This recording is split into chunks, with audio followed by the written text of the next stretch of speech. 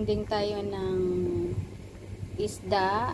Ayan yung ingredients natin, isda, at saka yung sitaw, at saka yung kalabasa. And of course, yung bagoong. Any brand of bagoong is okay. Meron din tayong magic sarap, tsaka yung luya. Ayan.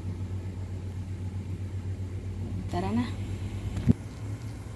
So, yung ginawa natin, nagpakulo lang tayo ng tubig. So, ayan na yung pinakuluan na tubig.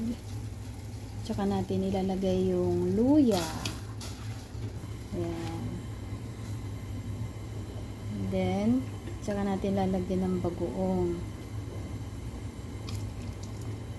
Ayan, bagoong. Huwag yung damihan yung bagoong kasi magiging maalat.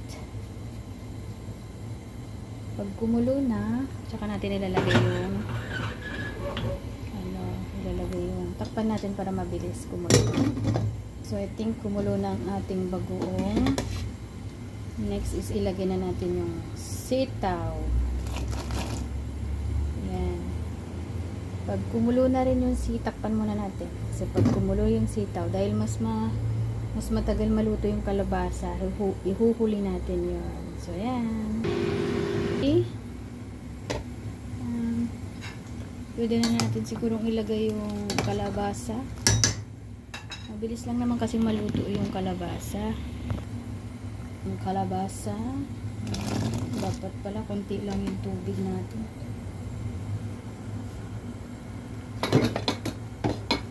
Lagay na natin din ang ating magic syrup. Ayan lang yan dyan. Kasap pa natin hahaluin. Takpan ulit. Tsaka natin titikman kung tama na ba yung lasa.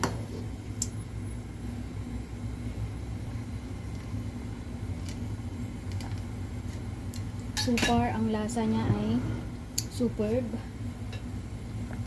And then, tsaka natin ilalagay yung isda. Ayan. Ganyan lang. Huwag halo-haloin. Tsaka ilalagay ko na rin yung onion. Sayang din naman mayroon ako sa ref. Pero, wala lang to. Nakita ko lang to sa ref.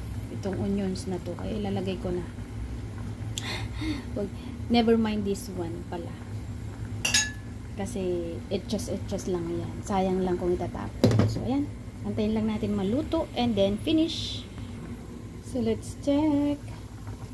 So, ito na ang ating dinengdeng ala di Ilocana.